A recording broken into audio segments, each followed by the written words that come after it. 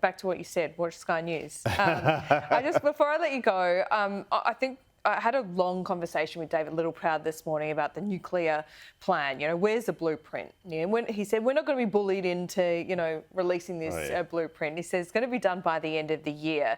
There is a bit of tension. I know it's anonymous tension, but, it's still tension. This is what he had to say about it. There's no tension at all. There may be a few that want to try to make hay for their own personal gain, but our party room, is the first party room to support.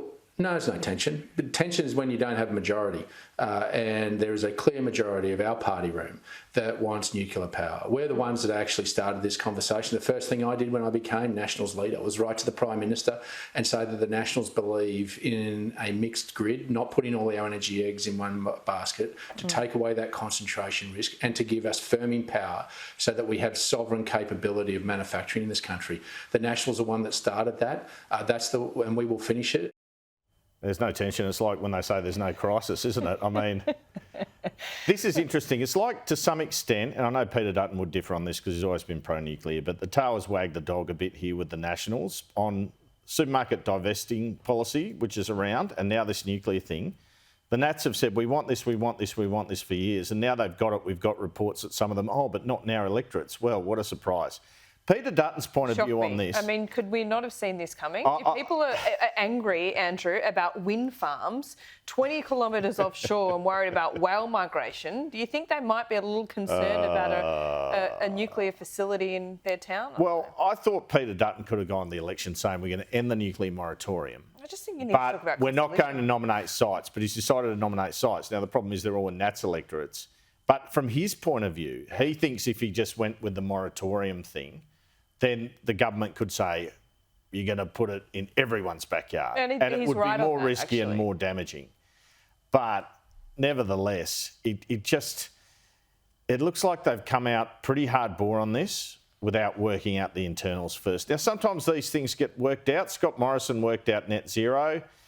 But, gee, that went well. But, I mean, at least he got the Nats over the line there. Sure, but they're still complaining. He didn't win the teal seats regardless, even though he did it. But, I mean, I just see tremendous risk here for Peter Dutton. That's all I really see. I think he should be saying in response to Albanese, however, why won't you keep an open mind? I think that's his best argument. The government's just so unequivocal about it. That's the line that I'd be using. I just wanted to mention something else before I went. Laura, that was this story. The New South Wales are saying they're going to lose the AAA potentially because of this GST business.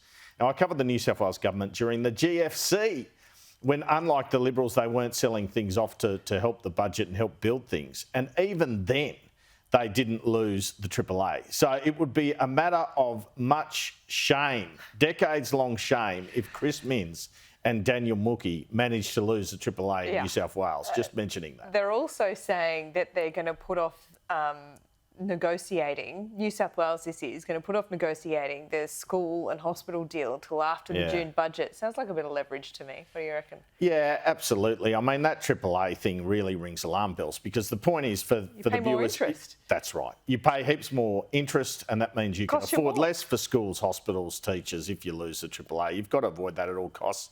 They've given massive pay rises to their public servants.